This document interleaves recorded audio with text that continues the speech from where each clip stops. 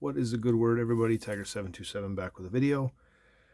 Not that long ago, I think it was 2 videos ago, I showed a pop fly of Jim Leland, and I mentioned that the second one I ordered was Bob Euchre, and I expected it in about a month to 2 months.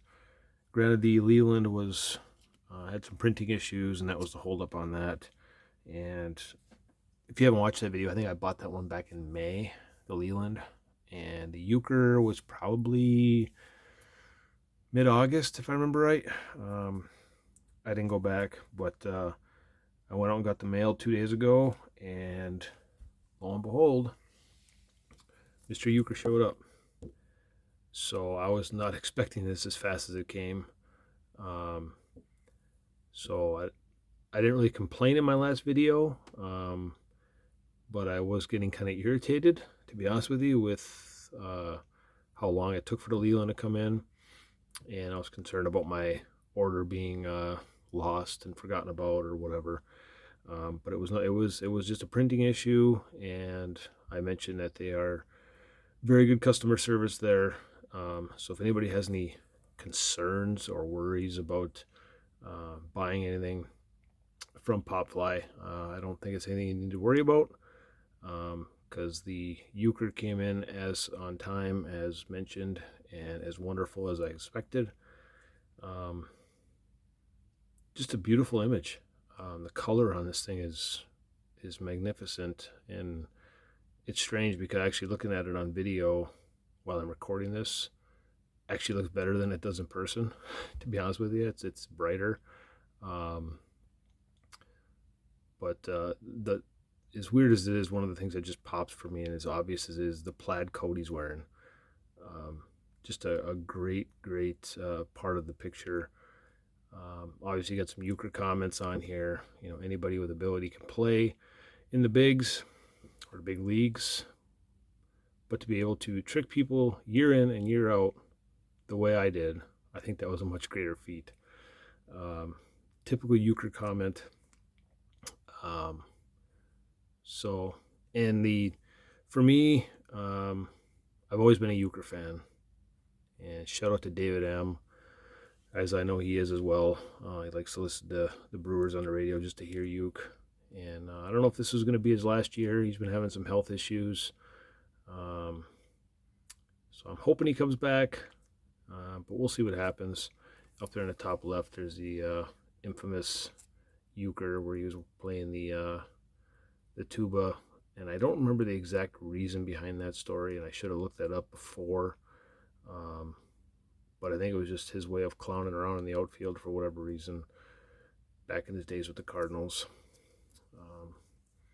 And oddly enough, that he played for the Cardinals and then he's broadcasted for the Brewers for all these years. And Brewers and Cardinals don't typically get along. And I'm assuming that's Old County Stadium there in the background. I did catch a game there. Actually, I caught a doubleheader against the Tigers probably in 92 or 93. I don't think I have those tickets anymore. I'm not sure if I do. I could look through a box that I have that might be in there, but I don't think I do have those tickets.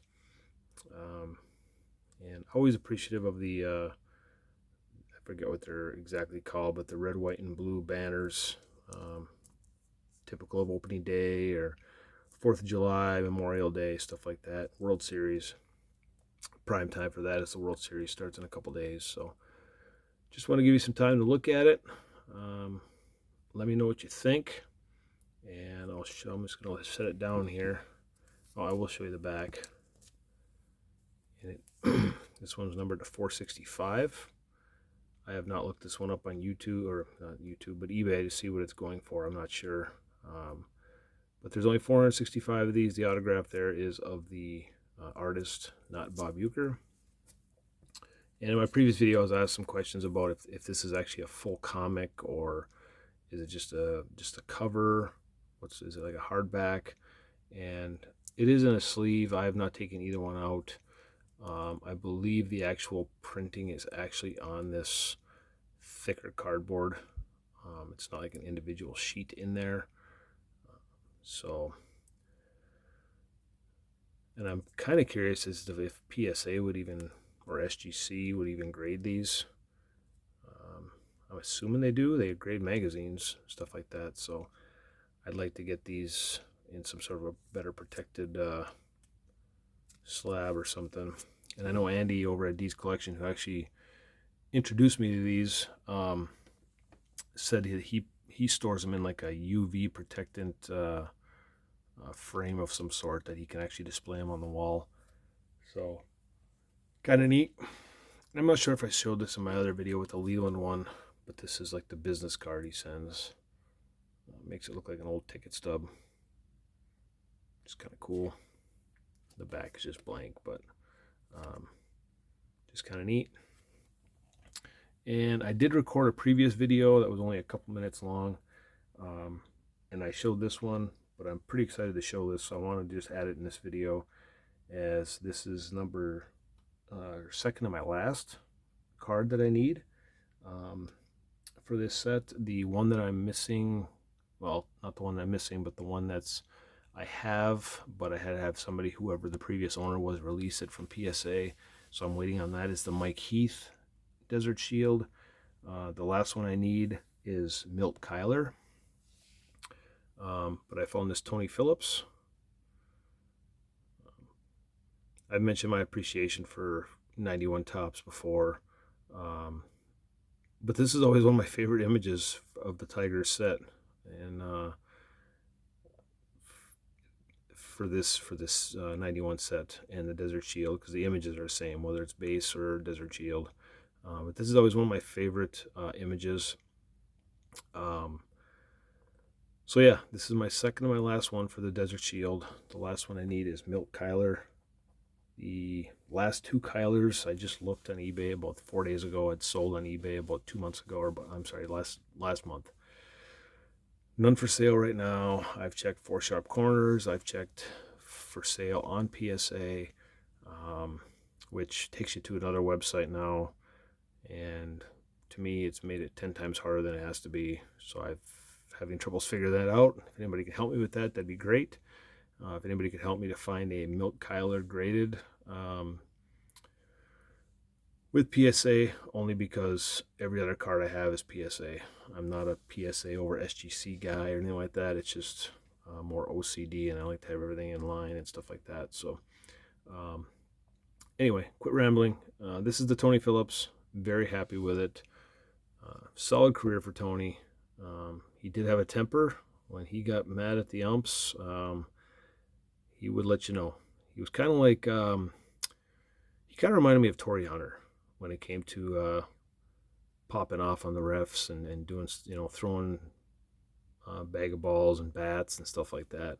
I was actually walking around a game at Comerica Park when Torrey was with the Angels, and Torrey was throwing balls on the field and bats, and it was kind of comical.